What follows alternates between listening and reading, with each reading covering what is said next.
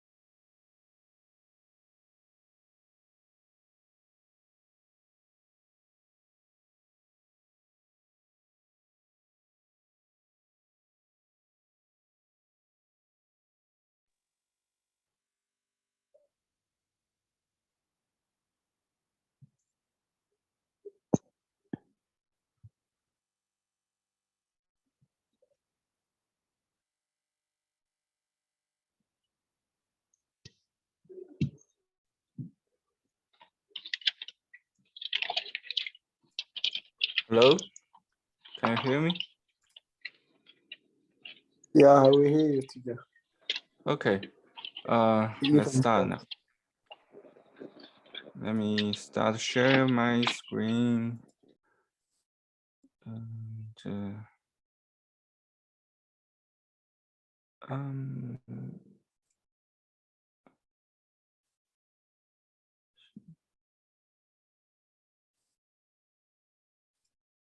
so can you see my screen? See my PowerPoint? Yeah. Okay. Time value of money. Oh, great. Nice to meet you, everyone. And my name is Wei Pen. I'm a new instructor here. I will be teaching finance and economics. I hope you will like my classes, and I can help you study finance and economics and get a big picture about how the economy works. Today we'll be talking about one key concept in finance, time value of money. After that, we will talk about one key topics in economics, the law of supply and demand. So let's begin with the time value of money.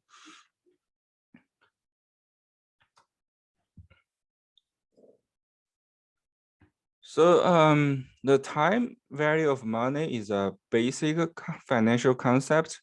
The key point of this concept is the money in the present is worth more than the same amount of money to be received in the future.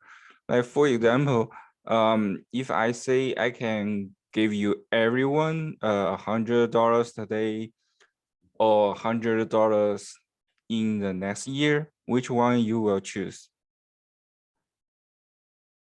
So I guess everyone, I guess all of you will choose to get the $100 today, right? Because in your mind, $100 today was more than $100 in the next year. This is true because money that you have right now can be invested and earn return, and therefore creating a larger amount of money in the future. Also, with future money, there is additional risk that money will never actually be received. For say, I use the last example, so I said that I can give you $100 today or $100 next year. Maybe I will change my mind. I want to give you the money in the next year. So basically all of you or everyone will choose $100 today. But if you keep the money in hand as a cash, you don't invest the money, the value will decrease over time because of inflation. So a simple example can be used to show the time value of money. Assume that like the example I just said, assume someone offers to pay you one of the 2 ways for some work you are doing for them. They will either pay you $1,000 now or $1,000 1 year from now. Which pay option should you take? So it depends on the excuse me. So they will either pay you $1,000 now or $1,000 plus 100 1 year from now. Which one you will choose? If you choose today, you get 1,000. But if you choose to get that next year, you will get $100 extra.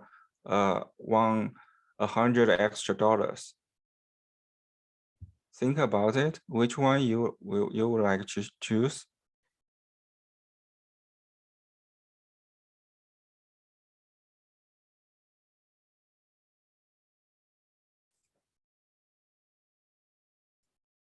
Anyone?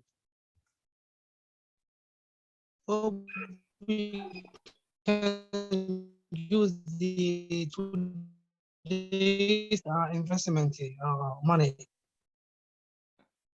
Sorry, I So can't we hear can you. The invest the connection value is and we can earn poor. more money. Maybe we can use the today's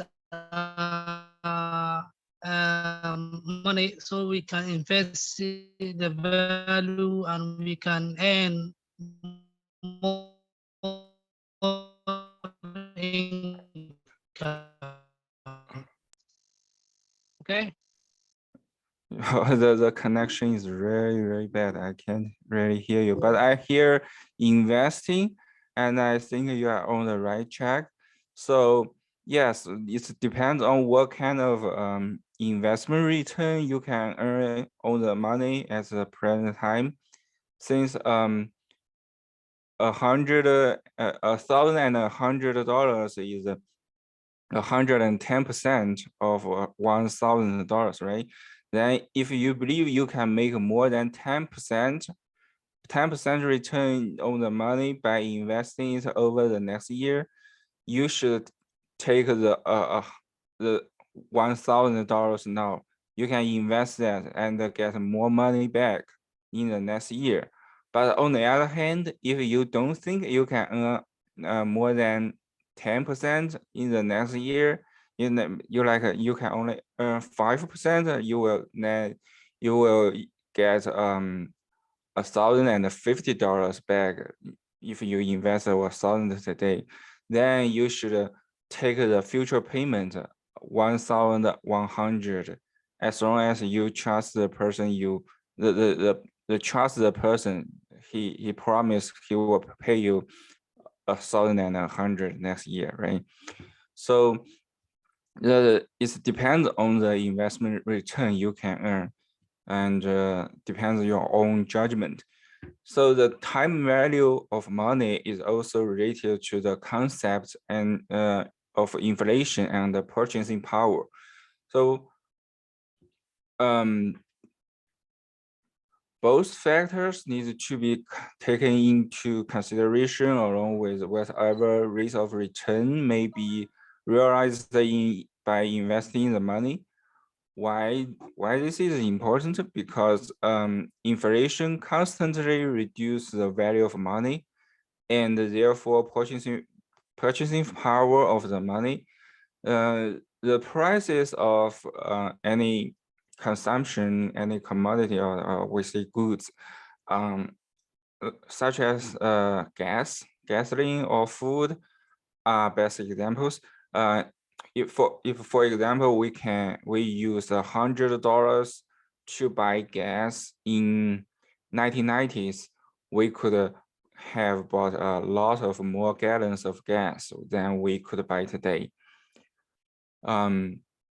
Inflation and the purchasing power must be considered in when you invest money, because to calculate your real return on an investment, you must subtract the rate of inflation from whatever percentage return you earn on your money. So if the rate of inflation is actually higher than the rate of your investment return, then even though your investment shows a positive return, you are actually losing money in terms of purchasing power. Like for example, if you can get a 10% return on investment, but the inflation is 15%, then you are actually losing 5% in purchasing power each year. Does that make sense?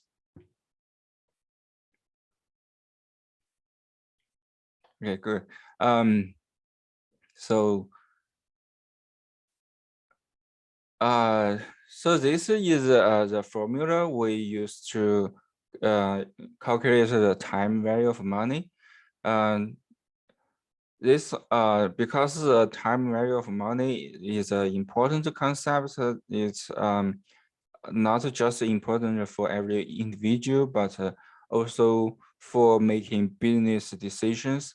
Companies consider the time value of money in making decisions about investing in new product or new technology, something like that. Acquire new business equipment or facilities, and establishing credit terms for sales of their products or service. This formula is used to convert the present value to future value, or convert the future value to present value. So here, FV is the future value of the money. PV is the present value. I is the interest rate or other returns that can be earned on the money. And T is the number of years to consider.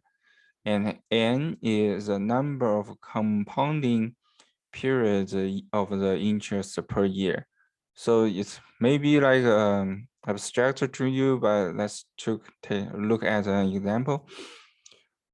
So using the formula above, let's look at the example where you have 5,000 and you can expect to earn 5% interest on the sum each year for the next 2 years. Now, assuming the interest is only compounded annually, so the bank pay interest to you one time every year for 2 years in total, then the future value of 5,000 today can be calculated as this. So we plug present value 5,000 today times 1 plus the interest rate divided by the number of compounding period. They pay you one time of a year, so it's 1 here. And the T is 2 years, so we will get the future value is 5,512 and $0.5. So this means $5,000 today is equivalent to about 5,500 in 2 years. They are equivalent in money. How about that? Any questions?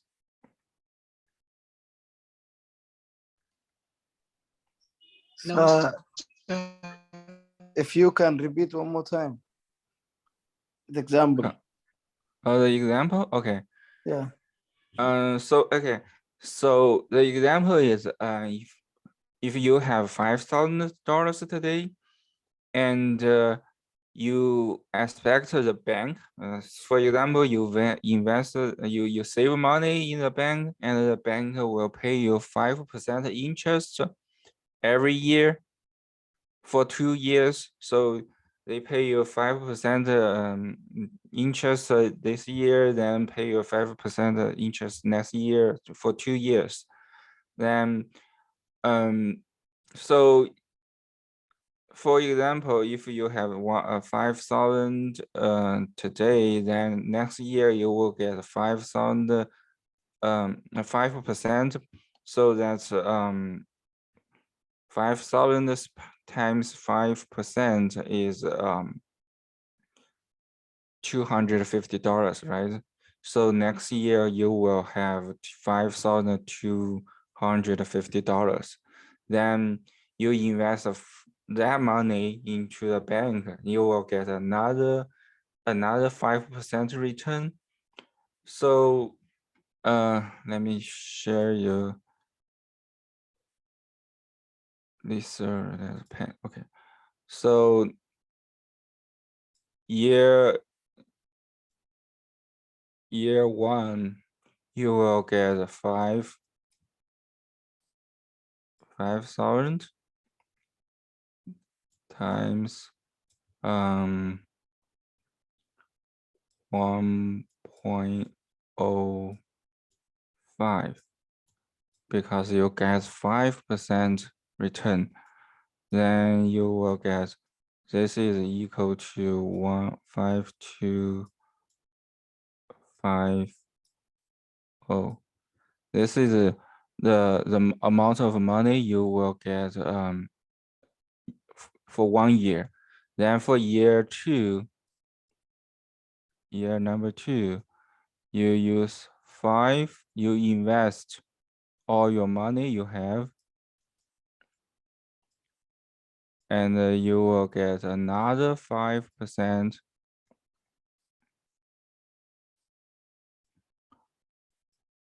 Okay, I don't know how much is that. I need. Anyway, okay, let me use my calculator. So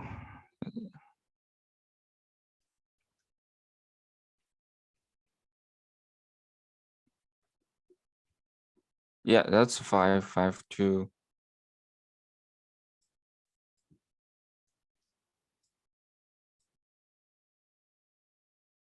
2.5, same as here. So you use today you have 5,000, you invest the money, then after 1 year you get 5% return. Is that much? Then you invest that again, you get another 5% return. Eventually you will get $5,512.5, same as if we use the formula here. Make sense? Yes. Yes. Okay, great. Yes, we understand. Now, okay, here is another example. Let's consider the option of someone paying you $1,000 today versus 1,100 a year from now. This we used this example before, and assume you could earn 5% on investing the money now. Which one you will choose? We just said in the page before we said it depends on the investment return. If you can more than 10%, you should choose $1,000 today, right? If you can you don't think you can earn more than 10%, you should choose 1,100 a year from now, right? So, but here this is assuming you can earn 5%. So we know the conclusion. You should choose $1,000 today.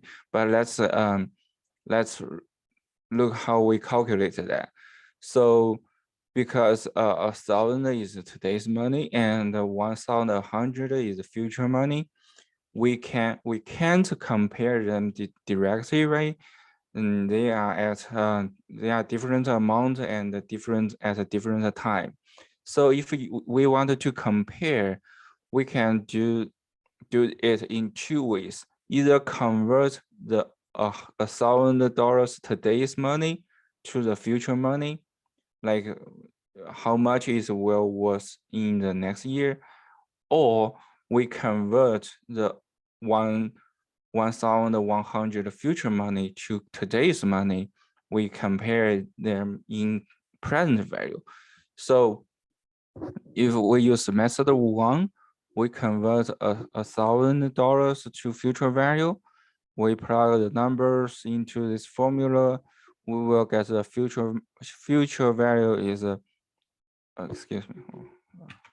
We got the future value is 1,000 plus $50. So this okay. So this is the future value, and here is the future value. We compare both of the numbers in future value. We get 1,100 is larger, is greater, is more money. So we pick 1,000 and 100 next year. Then we can use method 2 to convert that future value to today's money. Like we plug, basically we just move the terms. We move this one to we move this one to here. We divide FV and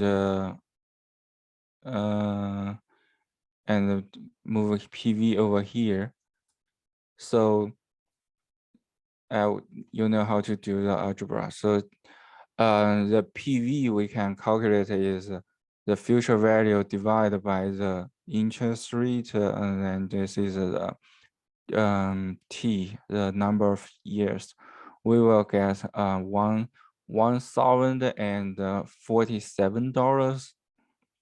So this is today's value of $1,100.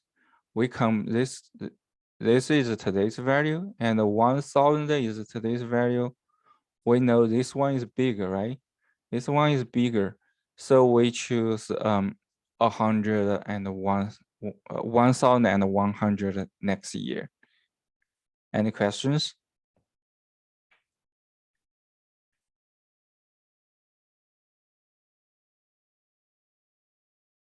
All clear?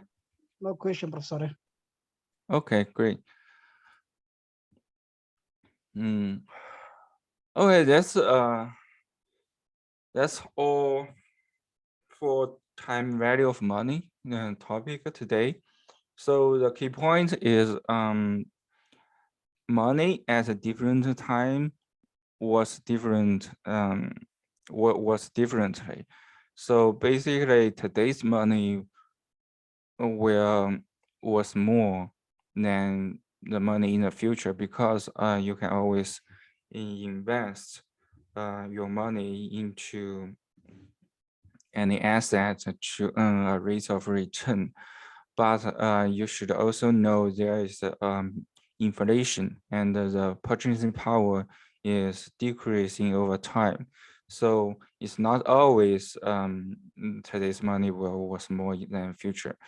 If the inflation is very high and you don't invest the money, you hold the money in hand as cash, you are actually losing purchasing power. Make sense? Okay, that's a key point of time value of money. And now let's look at the other one key topic in economics. This is a very important idea in economics. So we all like do our work to earn money, and we spend money to get food or other consumptions we need. Any questions? Yes. Okay. Okay. Does that mean today money is more valuable than tomorrow's money? Yes. Yeah, that's correct. Today's my money is worthy more than future my money. No, but you still need to consider inflation and purchasing power. So yeah, so if we only consider investment return, and you are thinking about if you can earn a positive return. First you should know that the investment is not always give you a positive return. You can actually, there is a risk, right? You can always people can always lose money in investment if they invest in wrong assets or choose a stock, but the stock price drops, then they are actually losing money. So in this case, this is not a case we are talking about. We are talking about if we assume we can earn a positive investment return, then today's money is worth more than tomorrow's money, because if we invest the money and the market will give us some return, right? So if I invest $1,000 today, and the market, the stock market gave me 10% return for 1 year, then next year I will have 1,000 plus $100. But we also need to consider the inflation thing. Today's inflation in the United States is really high compared to the past 2 years.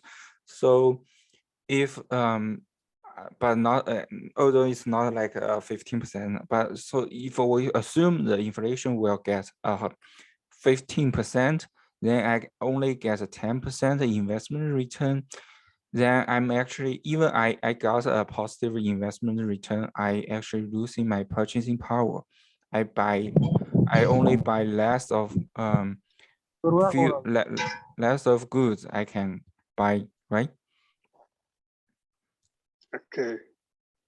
So yeah, that's why we needed to use this formula to calculate either it's worth more or worth less than today's money. So yeah, generally we say today's money is worth more than tomorrow's money, but it's not always true. We always need to consider about inflation. Yeah. Make sense? Okay. Okay. Mm-hmm. Okay. Okay, so if you took if you come to the finance class, I will teach you how to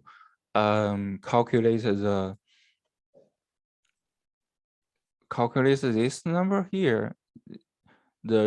This is the interest rate in this formula, but actually we need to use real return to calculate the value of money in different time. So we need to real rate of real return. Yeah. So yeah, there is another formula to calculate this I. Is either positive or negative, and maybe. So if it's negative, you will get so for example, if inflation is greater than the investment return, this number will be negative, and the future money is worth less than today's money. No. Mm-hmm. Okay. Okay. Understand. Okay. Yes. Any other questions?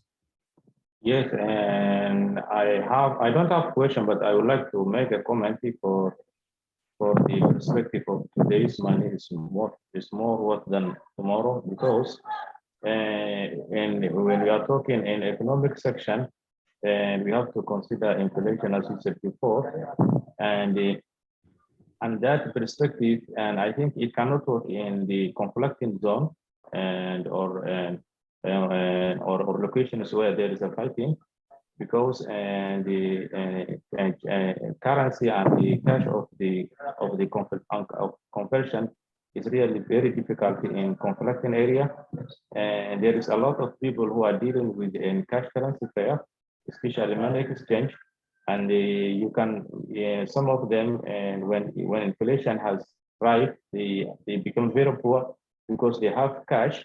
When you have cash and the dollar goes higher, and local people, they don't consider economic inflation, and what they consider is what they have on hand, and I think that perspective is more practical to the peaceful areas or peaceful countries. Thank you. Thank you. Great comment. Mm-hmm. Okay. Any other questions or comments?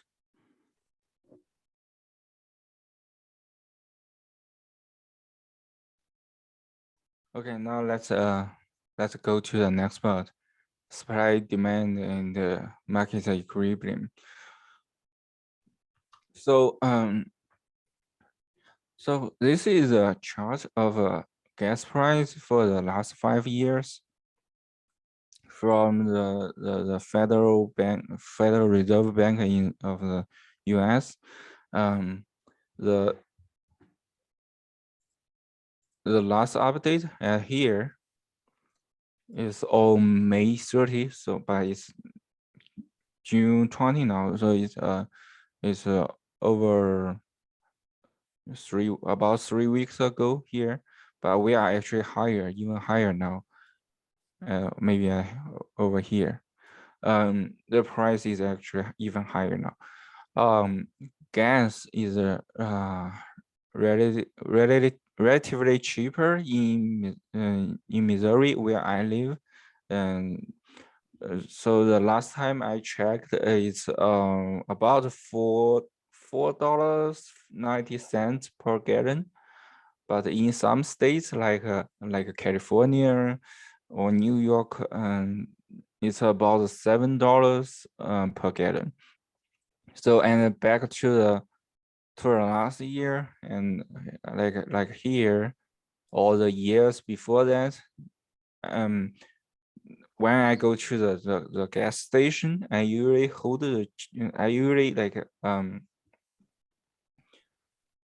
when in the gas station using the gas pump, I always press and lock the trigger. So I let the gas to fill the tank automatically, and cut it off when the tank gets full. So I always buy a full tank of gas.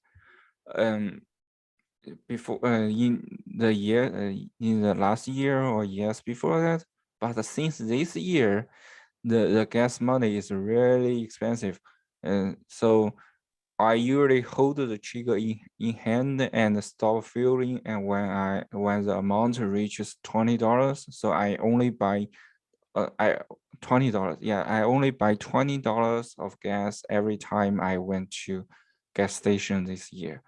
So because I'm hoping when I ran out of the gas and go to the gas station next time, the price will go down, and I can buy cheaper gas. But every time in this year I drive by a gas station, I see the price keep going up, and I'm actually buying more and more expensive gas. So the question is, why is that? Why have the gas price increased so much recently? I don't know how the price in the country you live is does the gas price increase? It's all about $1 maybe and 20 centi in our country. Is that more expensive than before? Yeah, little bit, not too much. Little bit only? It was Okay. before it was 0.5 maybe or 0.7. Right now it's about $1 20 or 50 sometimes. Actually, where I live, the gas price is increased almost double. Last year, it's about $2, $2.5 per gallon, and now it's about $5 per gallon. It's doubled, increased about 100%. That's a huge increase. So so my question is why this is okay. We can ask why the price increased so much in the US, but not so much in the country you live. So there are many reasons we can say from news and social media, like in the US, pretty much everything is recovering from the COVID-19 pandemic, like business and manufacturers are reopening, and people are driving and flying again after the pandemic. And there is a war between Russia and Ukraine, right? A lot of things happened this year, but what are the fundamental reasons, or what's the logic behind of it? So before answering the question why have gas prices increased so much recently, we should we should know actually we should ask what determines price for everything, for all products, not just for gas. So the economists say the price of a product is determined by the law of supply and demand. The demand and supply interact to determine the actual market price on a market. So so the question is, what is the role of supply and demand?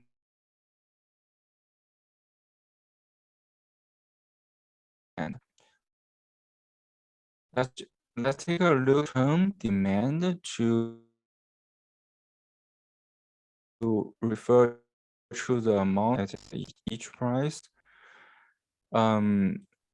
What a buyer pays for a unit of a specific good. Did I draw something here? Okay.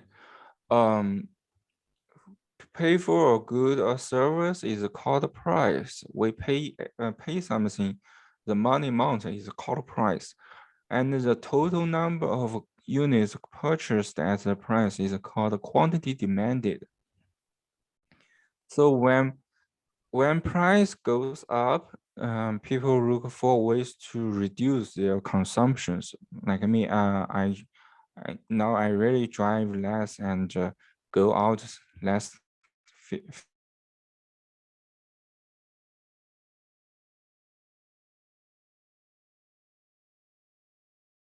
few times because the gas money when price dropped, when something is cheaper and people usually buy more. And economists often use demand curves to show the relationship between price and quantity of demand, like that. It's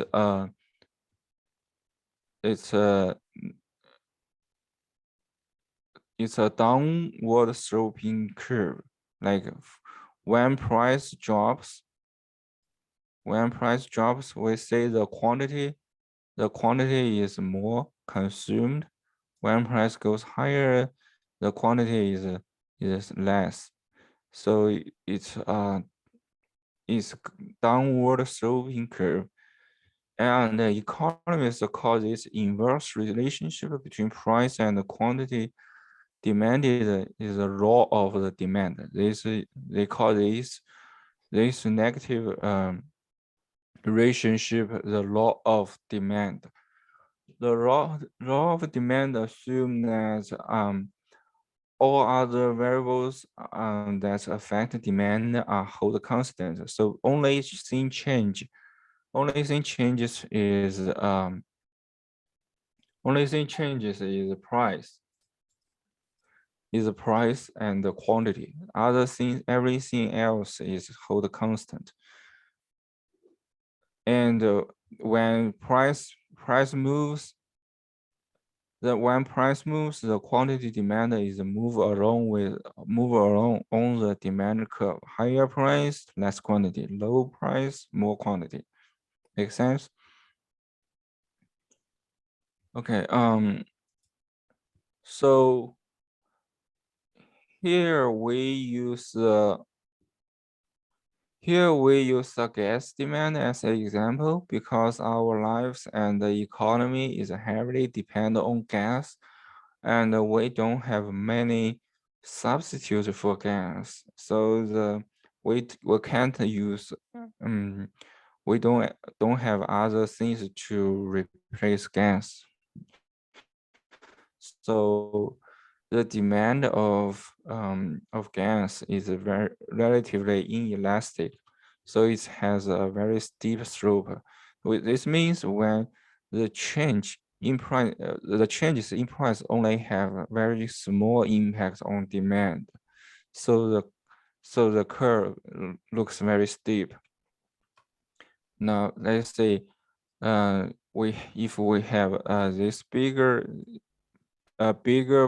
change in price, we only had a very small change in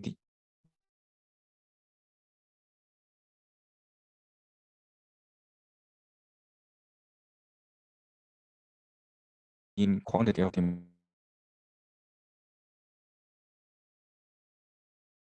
So the trend will move along on this curve. Suppose everything else is the same and the price change. So, but a lot of things happen recently. The demand of gas keeps increasing after COVID.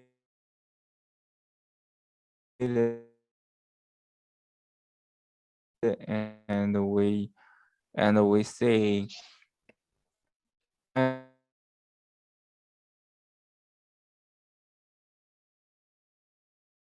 we see driving and flying demand, and gas price usually goes up in spring and summer in the US, because in spring and summer people drive more frequently, go to vacation, so they drive more, and the price usually drop in winter months. So when more gas is needed by individual consumers and manufacturers needed for business, the demand curve will shift to upper right, like that. So it's shifted to the upper right, and means this means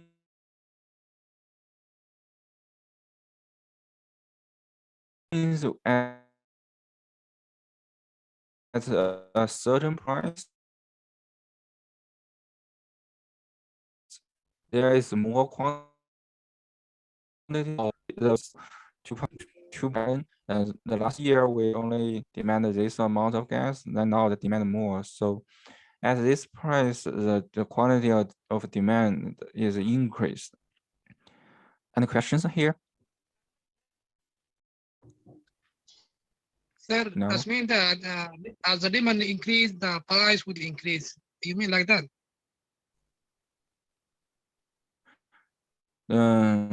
Yes, same demand will crash. Right, you are right. So, and you said that the price, what are the relationship between the price and the quantity? If the quantity increase, the price will be decreased. Same like that.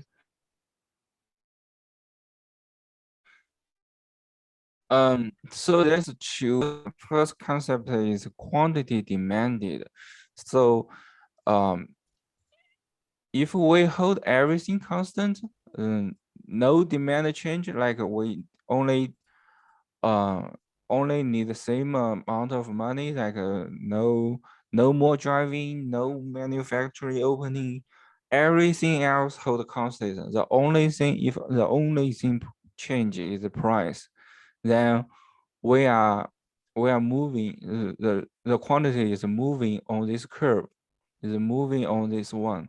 There's no another one. There won't be this one. So but here, if we only move on this curve, we assume everything else is the same. There's no changes between after like COVID, no more driving, no driving we do business and activities as usual, as the same of last year. So there's no anything else change. Only thing changes is price. Then if price higher, we need less quantity. If price lower, we consume more, right? So, but because now we consider everything, other things like seasonality. Now it's summer, people need to drive more, and after the COVID, the people need to travel for business. They go to vacations. We need more gas, so the demand curve shift to right, shift to here. We have now we have a new demand curve because things are changed. Make sense?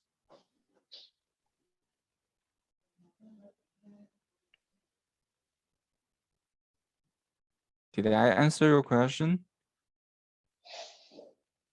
Yes. Thank you very much. Okay, you're welcome. And then okay, now let's think about the supply side. So okay, when economists talk about supply, they mean the amount of some good or service of a producer is willing to supply at each price. Price is what the producer receives for selling 1 unit of good or service. And an increase in price almost always leads to an increase in quantity of supply. So, for example, okay, hold on, let's see, man. Oh, okay. And so, for example, if the gas price increased, then the oil companies, they are willing to supply more gas, right? Because they can sell it for a higher price. And when there is a decrease in price, it's usually decrease the quantity of supply that they reduce the amount they supplied for like gas or cars. When the something is more expensive, the company will produce more and sell more on the market. When something the price is decreased, then they are not willing to sell this amount of quantity. They read the quantity on the market. So and when the price of gas rises, for example, it encourages the profit taking companies to and explosion of for oil reserve. They draw more to build more equipment to draw oil. So, or they build more new factories to produce more gas, and it's so things like that. So yeah, so higher price, more supply; low price, less supply, and economists use call this positive relationship between supply and price and quantity. The quantity supplied, the law of supply. This is called the law of supply, the positive relationship between price and quantity.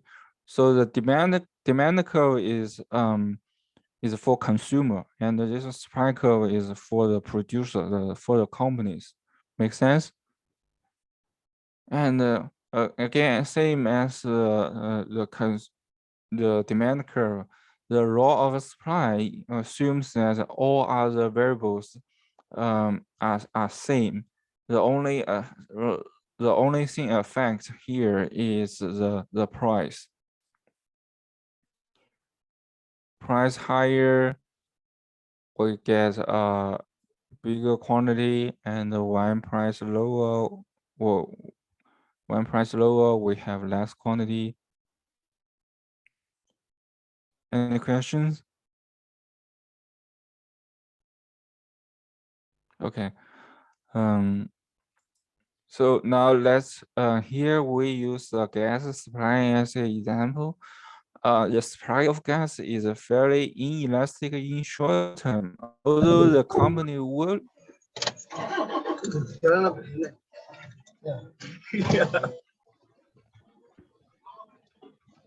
Questions?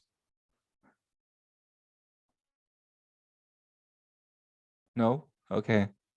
So I just said the higher price, the company will willing to supply more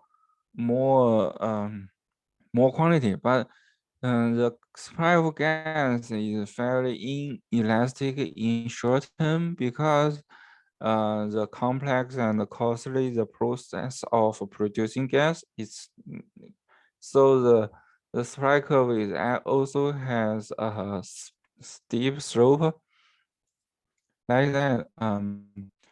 So again, so if everything else hold constant and the only the quantity supplied will move along the supply curve, move along on this curve. But some big things happen on the supply between Russia and Ukraine that's greatly reducing the oil supply from Russia. And if we look at the United States, the US announced a ban on Russia oil. So and although only about 3% of oil in the US comes from Russia, but because Russia is a major producer of oil on the world, the things happening there make oil price rise globally. And the president of US, Biden, his policy around the oil drilling have contributed to raising price too. The White House keeps showing the government keeps showing an interest in clean energy sources. They wanted to decrease the country's dependence on oil. So their policy disencouraged investment in oil supply. Although the White House bring back more oil drilling license on the federal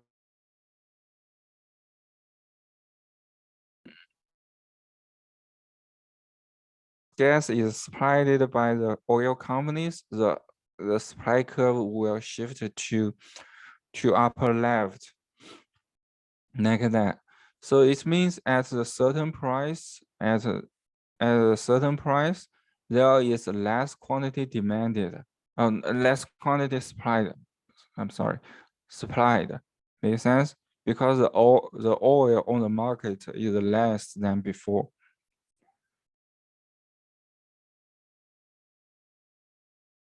Okay.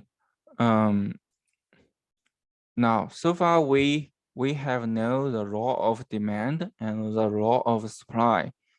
Because the graph for demand and supply curve both have a price on vertical axis and quantity on the horizontal axis. The demand curve and the supply curve for a particular good, like a gas, can appear on the same graph like here. Together, the demand and the supply determines the price, and the quantity will be together, the demand and supply determines the price and the quantity that will be bought and sold on a market. When the two curves intersect when the two intersect here, we got a equilibrium price. The equilibrium price is the only price where the amount of consumer wanted to buy and the producer wanted to sell. So this is the consumer's curve. And this one is the supply, the company's supply side curve. When they intersect, we got a price and a quantity that both sides they can accept. They wanted to accept, right? That's called an equilibrium price. The word equilibrium means balance. If the market is at the equilibrium price and the quantity, then it has no reason to move away from the point. So we have this point, the market will sell this thing at this price. It will not change. However, if a market is not at equilibrium, the economic pressures arise to move the market toward to the equilibrium price and the equilibrium quantity. Now, remember, we just said a lot of things happen on both demand side and the supply side. We have a new demand curve shifted to upper right. This is a new demand curve. We said a lot of things happen on the demand side, like people are traveling more and business are reopening. So this shifted to upper right. And the new supply curve shifted to upper left. This is a new supply curve because, like we said, the war between Russia and Ukraine and the U.S. government policies, there is less oil supplied on the market, so it's shifted. Now, so we now have a new equilibrium price. This price is higher than the price we had before. If the imbalance still exists and become bigger and bigger, then we will say the gas price keeps rising until something happens and changes the current situation. Now, this is why we say the gas price goes up, and now we know what determines price. The law of supply and demand determines price. For gas price, there's many things happened on both sides of supply and demand. So the increasing demand and decreasing supply jointly push up the gas price. Okay, that's the conclusion for today's class. Thanks for listening. Any questions for me?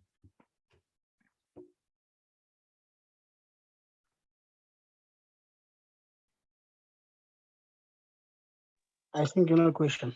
Oh, sorry. No question? Yes.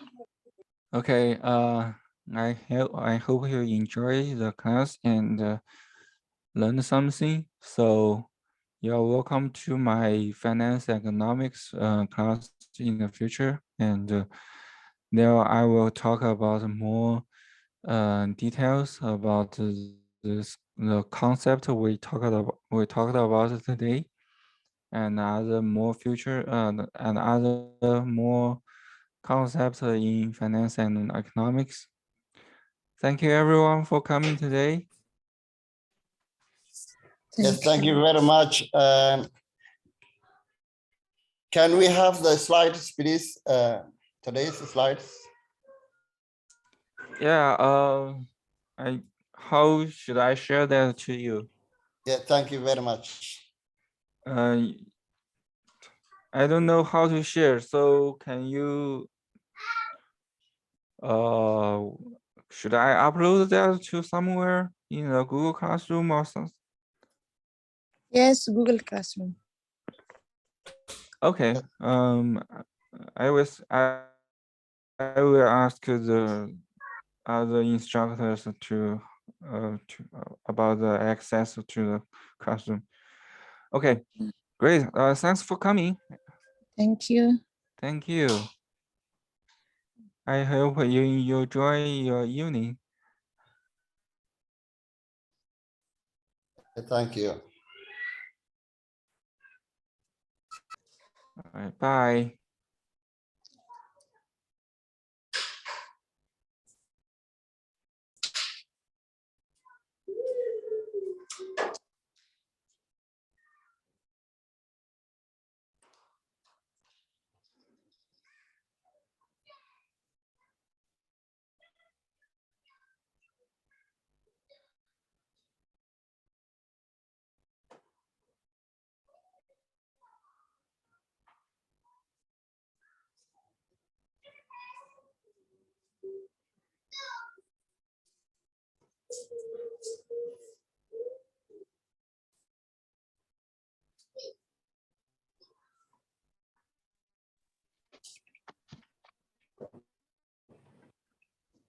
Hello.